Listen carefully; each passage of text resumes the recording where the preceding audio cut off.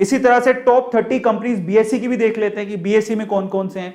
तो यहां पर जो आपको बीएसई कंपनीज दिखाई दे रही हैं उनमें सेक्टर वाइज देखिएगा, बैंकिंग सेक्टर में ये बीएसई की कंपनीज है जो कि लिस्टेड है, और बीएसई में टोटल 40% का शेयर इन्हीं कंपनीज का है। इसी तरह से इंफोसिस, टाटा, और मैं आपको एक बात बताऊं, बीएसई और एनएसई में बहुत सारी कंपनीज, ऑलमोस्ट सारी ही कंपनीज कॉमन है जो बीएसई और एनएसई दोनों में लिस्टेड है।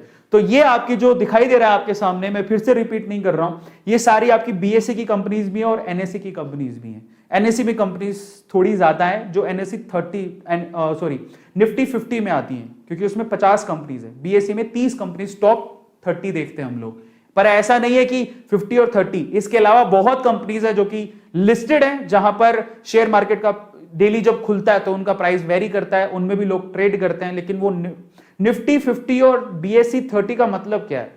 ये ऐसी कंपनीज है जो कि बहुत लंबे समय से हैं, उनके फंडामेंटल स्ट्रांग हैं, उनमें कोई डिफॉल्ट नहीं है और किसी तरह का कोई प्रॉब्लम नहीं है वी कैन से, इसीलिए उनको चुना गया है कि आप टॉप 50 हो और आप टॉप 30 हो। बहुत सारी फंडामेंटल चीजें होती हैं, सबको काउंट करते हुए उनको टॉप 50 और टॉप 30 का नाम दे दिया। लेकिन कंपनीज तो 7000 हैं टोटल, आप किसी में भी इन्वेस्ट कर सकते हो, पर लोग यही रेकमेंड करते हैं कि आप निफ्टी 50 में पैसा डालो या बीएसई 30 में डालो। ऐसा कहते हैं क्योंकि वो कंपनीज फंडामेंटली स्ट्रॉन्ग है, काफी लंबे समय से है, ठीक है, इसी वजह से, और उनका मैनेजमेंट स्ट्रॉन्ग होता है, इस वजह से उनको कहते हैं। लेकिन आप बाकी शेयर्स में भी पैसा डाल सकते हो, ऐसा जरूरी नहीं है। कई बार क्या होता है, हमें किसी शेयर का पता लगता है कि वो निफ्टी 50 और 30 में नहीं आता, बट वो शेयर बहुत स्ट्रॉन्ग है, आप उसमें भी डाल सकते हो। ऐसा नहीं जरूरी इसी में ही डालना है।